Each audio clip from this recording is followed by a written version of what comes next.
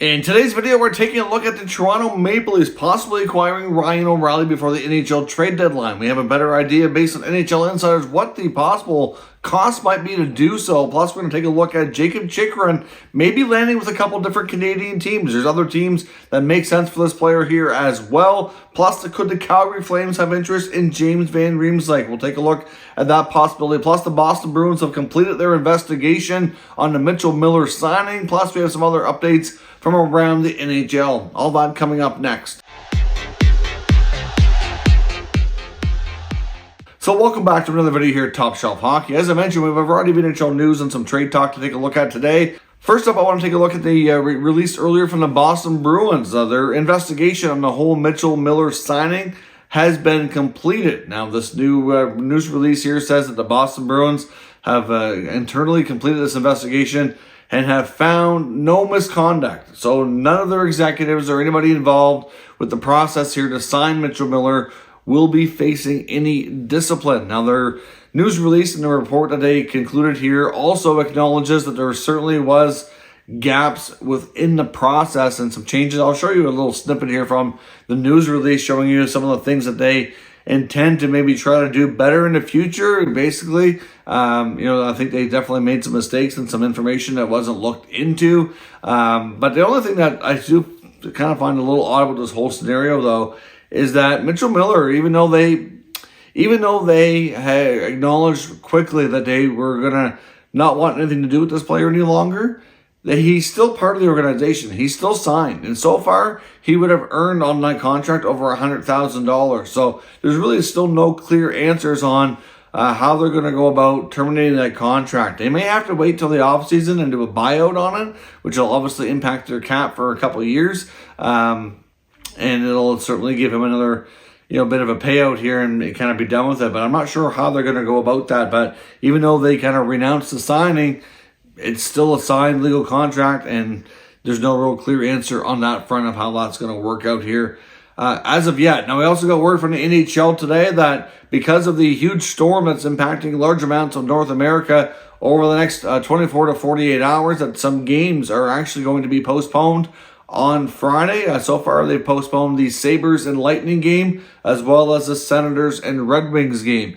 So the Sens are playing tonight against the Capitals. They were supposed to play a back-to-back scenario where they have Detroit coming in tomorrow. That game has been bumped and rescheduled to February the 27th. I don't know if the Sabres Lightning game has been rescheduled yet, but both those games that were on the schedule for tomorrow won't be taking place. I do wonder if they'll maybe consider canceling some other games. A couple of things. For one, the biggest thing is obviously public safety. They don't want the players and fans be in danger and traveling to go attend the games.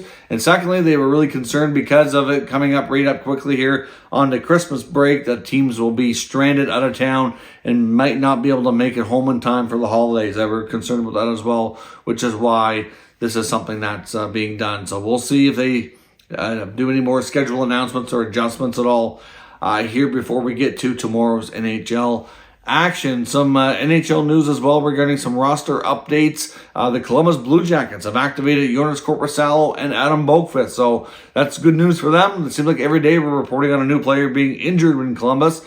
Nice to see them getting a few players back. The Predators got back and activated the defenseman Ryan McDonagh. He had been out for some time.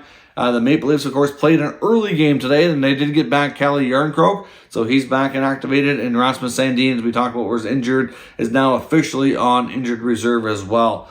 Team Canada, including General Manager Shane Doan, announced today their roster for the Spengler Cup, which will take place here in the not-too-distant future in Switzerland. All kinds of former NHL players participating on this team and this roster, including Tyler Ennis, Brett Connolly, Riley Nash, Brendan Perlini, Chris DiDomenico, Cody Eakins, another one, David Desharnais, who's been playing in Europe, and Desharnais as well, the former Montreal Canadian, Edmonton Oilers as well, I believe. Desharnais has announced that this is going to be his last professional season. Even some players that are still connected to American Hockey League teams are going over as well, including goaltenders Michael Hutchison and Michael DiPietro is going to be the goaltending tandem for Canada's Spengler Cup team. So all kinds of guys there that'll be heading over to Switzerland to compete for their country. Now I want to break into today's news and take a look at our channel partner, Exter Smart Wallets. Today's video was brought to you by SJSTerritory. SJSTerritory is the most successful smart wallet company in the world, and I've got some very high quality products to show you here today. They actually look at how nice of a packaging their products come in. Take a look at this high grade leather wallet. Basically, how it works is you have a tracking card that comes with this, so that you can use an app on your phone, so you never have to worry about losing your wallet. You put your cards up here in the top part. Look how easy it is to gain access. Boom, just like that. You can take out whatever one you need. It's super easy access. You're not fumbling around. You get a couple extra spots over here as well.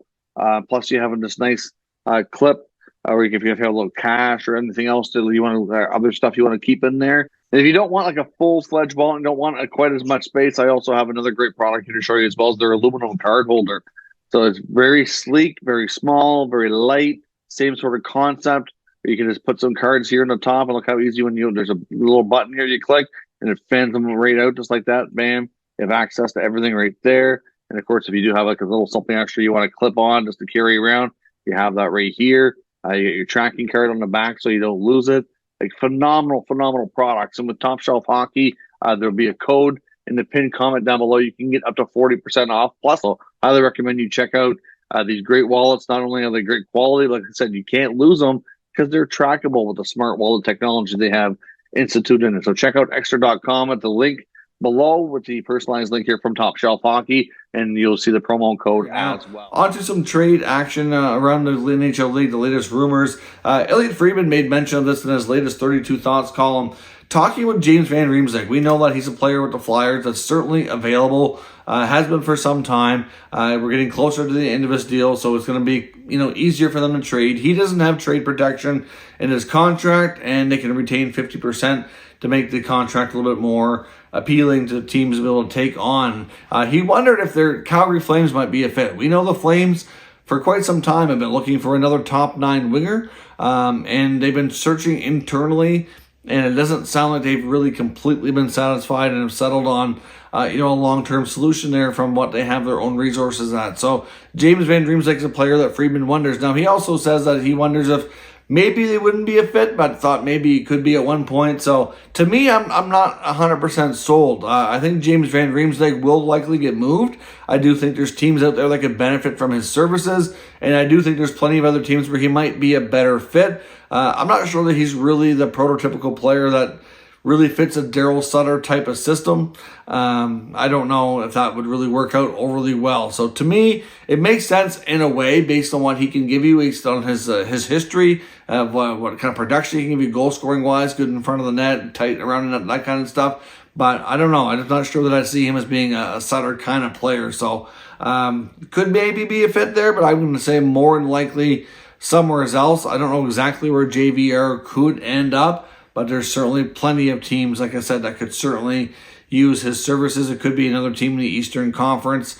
Could be teams in the Western Conference as well. It seems like the centermen typically get more of the attention around trade deadline time, but with the amount of history he has scoring goals, I would imagine somebody will want to pick him up for the playoffs. Now, could either the Winnipeg Jets or the Edmonton Oilers be a good landing spot for Coyotes defenseman Jakob Chychrun? Chychrun's been playing extremely well since he returned to action this season. Of course, got in late into the season after battling injuries and recovering from a wrist surgery in the offseason. But there are two different articles, one in the Athletics suggesting the Oilers should go after Chychrun, and another one in the Hockey News publication that suggested that the Winnipeg Jets should be going after Chychrun.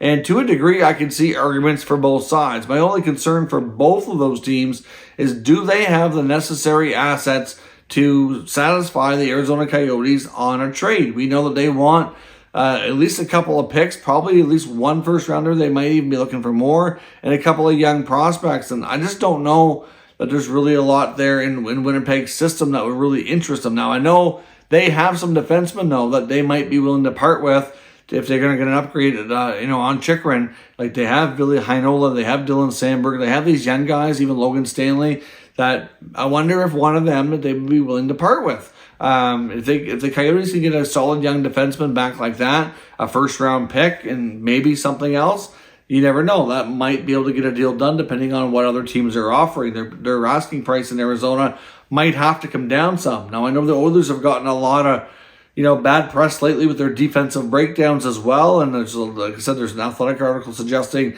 they need this guy as well. Darnell Nurse has been really not having a good season defensively at all. Certainly not living up to his contract right now, and he's getting a lot of flack from fans for just not getting the job done, period. They have a variety of defensemen there that I guess they might be willing to move somebody off the roster that the Coyotes might like, but at the same time, I don't know that they're going to be really wanting a lot of the Oilers prospects. I mean, I don't see the Oilers wanting to move a guy like Dylan Holloway.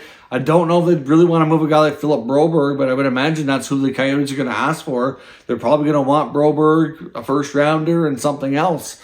So I don't know. I mean, it makes sense to some degree. I just honestly really wonder the asking price. Now, in the Hockey News article suggesting the Jets, it makes a lot of good points that this team is really performing at a high level. Rick Bowness is getting a lot out of this group. They have some players that are near the end of their contracts, like Blake Wheeler. Scheifele's not far away. Dubois is going to be a pending RFA here again. Like, there's a lot of, you could say, uncertainty about the futures of some of these top players, and that they probably should look to add this year and really make a run for it, considering that they've been a really solid team so far and in a really good position within the standings. So wouldn't be shocking if they make a move. And I guess this article also kind of wonders what it would be like to have a top pair of like Morrissey and Chychrun. I mean, they both technically shoot left, but Chychrun can play on the right side. That's something I know when he was heavily rumored to the Ottawa Senators that they were interested in him doing, and it sounds like something he's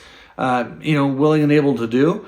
So I do wonder how that's all going to work, but it makes sense that both these teams would benefit from him. I just wonder, I think Winnipeg might be better positioned to get a trade done than the Oilers, but we'll see what happens. Now, will the Maple Leafs push the trade for Ryan O'Reilly? We've talked about O'Reilly to the Leafs before, but recent comments from Darren Dreger on a Leafs Lunch radio program, it's kind of got a little bit more attention on what a price tag might be for them to do so. Now, there's some that feel that they need to add on the blue line. I've heard some NHL insiders say that left wing is an area of focus for them, and and Riley's a center, so he may not be the prime target.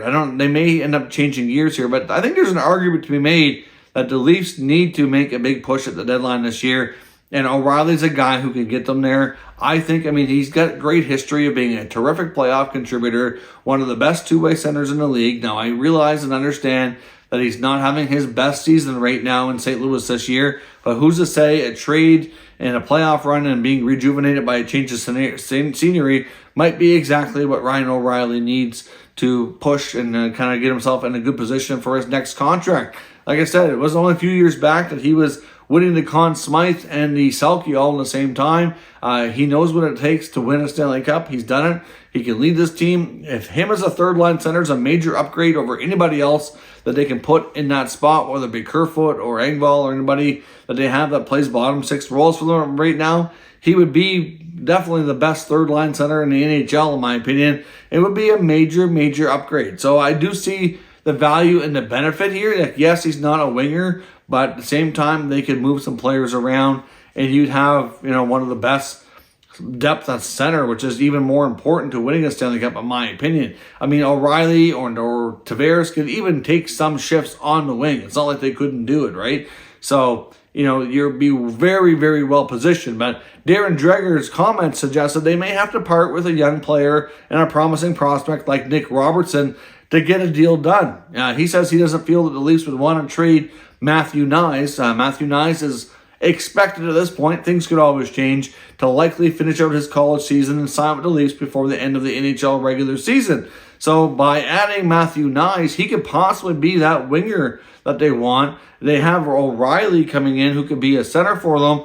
And, that could be a couple of extra additional resources at their disposal here to really push for playoffs. Now, it doesn't mean they might not be able to add on defense as well. A lot of that's going to depend on the health of their blue line at the time as well. But certainly, to me, it makes sense that it would be a potential really good move. But if you're a Leaf fan especially, it's going to take more than Nick Robertson. But Nick Robertson might be the main prospect involved. You're probably putting a draft pick in there as well. And you're probably putting something off the roster to help sort out the money. O'Reilly could have half of his salary retained by the St. Louis Blues. And, maybe you move something else off the roster too, like I said, whether it be Kerfoot or Engvall, or maybe one of those players goes along with Robertson to St. Louis. That might help with the money, leveling things out so that they're not too tight cap-wise. And it could easily be done. It would be huge. I think the Leafs are going to make a big push this year. Like I said before, I honestly think not only are they having another phenomenal regular season, but to me, this is a pivotal year to win with this group. This coming offseason is going to be when Matthews is eligible to sign a contract extension. Same goes for William Nylander. There's some big money coming up for some of these guys. It's going to get that much tougher to win with this core. And you also, at the same time, want to convince a guy like Matthews that he should remain with this team. And what better way to do so than, making some big additions and really, for the first time with this group, helping that team have some legitimate playoff success. Because until they get that, I think they're in danger of losing some of these guys when their contracts come up. So let me know what your thoughts are on all the potential moves as well as the news here down below in the comments. We'll discuss further. If you're new to the channel, of course, make sure you subscribe and stick around. We'll keep you up to date with all the latest news, rumors, and analysis of all 32 NHL teams. Thank you for watching, and I'll catch you next time.